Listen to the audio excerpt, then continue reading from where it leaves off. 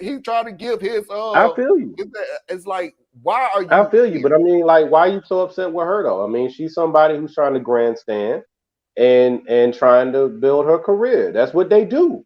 You know what I'm saying? That's what they Okay. do. One more video then. This is why. This is why. I don't need you grandstanding on trauma. But here she goes again. Today, the mayor's office and city council member Jacoby Pittman held a meeting to speak with residents, but it didn't go exactly as planned. News4Jax reporter Khalil Maycock joins us. Khalil, walk us through what happened. Yeah, so at a certain point, the community healing was supposed to happen in this church behind me. Now, media wasn't allowed inside. Now, at a certain point, we did see large groups of people starting to walk out, and that's when a lot of yelling started to happen. This was between a pastor and another lady inside, and then Jacoby Pittman and that pastor started yelling as well. So take a look at this. That's all becoming. I'm speaking my truth. I apologize, Pastor. In front of Mike, you can't hush people like Jacoby Pittman being ushered inside of the church while she is going back and forth with a pastor. The pastor was yelling he's tired of fighting for change in this community, while the council member was yelling about the pastor hurting the families who are grieving. All of this unfolding after a meeting that was supposed to focus on healing in this neighborhood after last weekend's shooting. That's when 3 black people were shot and killed at a nearby Dollar General for being black. The pastor, who ran unsuccessfully for city council, says the reason he was so upset is because when it came time for people inside of the community healing meeting to speak, he says elected officials didn't want to hear real concerns, so he and another person were asked to leave. If we're telling you this is what we need to start the healing process, you should have did it. You work for us. But to tell us that we got to leave or that we can't voice our opinion, why do you call us here? It doesn't make sense. But unfortunately, we had a disruption of individuals that was showboating. They had, concerned about last week, and I don't have a problem in addressing those issues, but today wasn't that. And that pastor mentioned he is going to start a recall for council member Jacoby Pittman. And we did bring that concern to the council member. And she said her record speaks for itself, so she's not concerned about that. And then she also reminded us that today was about the victims of last week's shooting, bringing healing to this area and healing to this neighborhood. Reporting live, Khalil Maycock, Channel 4, the local station. So even when you have a chance, I get a certain degree that we need to heal from this tragedy. But damn it, when somebody is coming up with some ideas so we won't have to fucking do this every other weekend. So some other family don't have to heal from this tragedy. For another family to not heal from this tragedy, to another family to not heal from this tragedy. When is the good damn time to talk about this? Other than here and now. When? Pick a time and date. And then I want every city council to sit down, shut the fuck up, and listen and actually do something so we don't have to hold this conversation every other weekend. But no, we're still healing.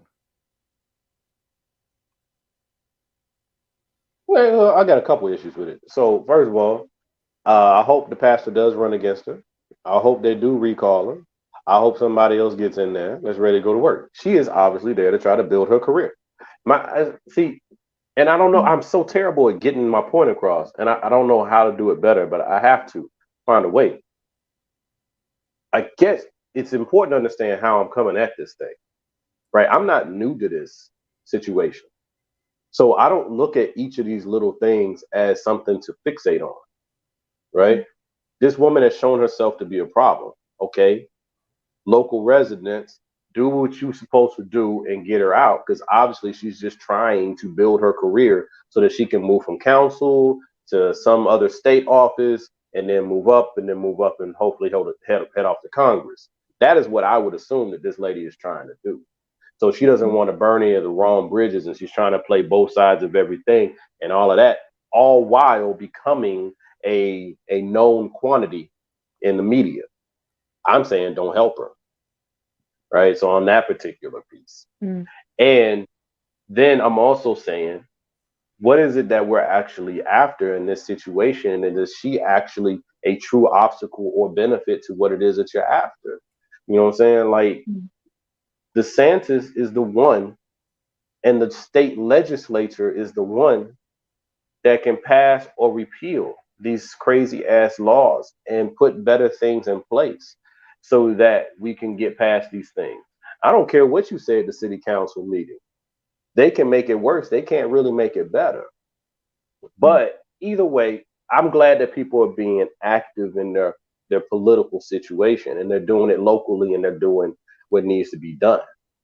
I just don't like where the issue is about white supremacy, but we are being intentionally spun up to look at black people fighting black people over black people being killed.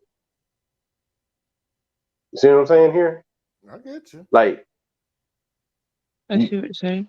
if the story has shifted for enough people, it just becomes a lot of distortion and noise, because now people are hyper focused on what appears to just be, look at these black folk fighting with each other. They don't even know what they want, right? And I'm not saying go and perform for the white people, because I don't care.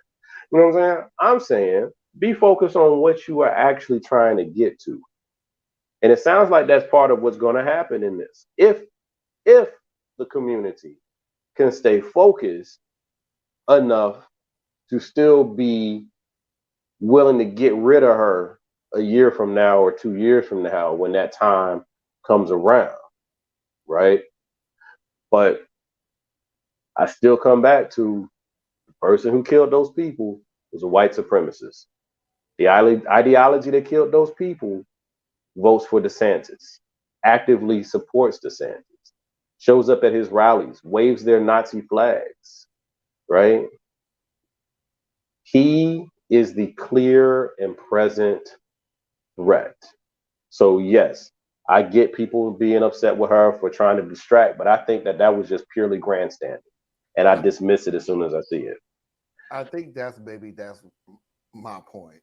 That I don't. Can I'm sorry, Anna. Go ahead. I would like to ask if you had been there where Ron DeSantis had rolled up, started spewing his nonsense, what would your response have been to her? Like, Me personally? yeah. So first of all, I don't argue. No, you're gonna hear what I'm about to say, and y'all probably ain't gonna like it, but I got a lot of reasons behind this. I don't argue with women. I just don't do it. And Okay. I'm not gonna attack a woman in the streets over much of anything. Like, it's gotta be like horribly egregious. So Okay. what I personally would have done is probably had a screw face. Like, what the hell is going on here? And because I don't like him, and now I don't like you, and I'm trying to figure out what the hell shit I am standing in this moment, because this don't make no damn sense. We supposed to be here talking about the community rallying around these families who have lost a family member. See, the governor has to show up and do a photo op, so he's checking a box. Yeah. Councilwoman is trying to raise her street cred, so she's checking a box. Now we got this clusterfuck of a stage show sitting in front of me, and I would just be literally standing there with a screw face. There probably wouldn't have been much of anything I would have said, and I definitely wouldn't have like stepped up to her and tried to take the microphone or anything like that. That's just not my way. No. Okay.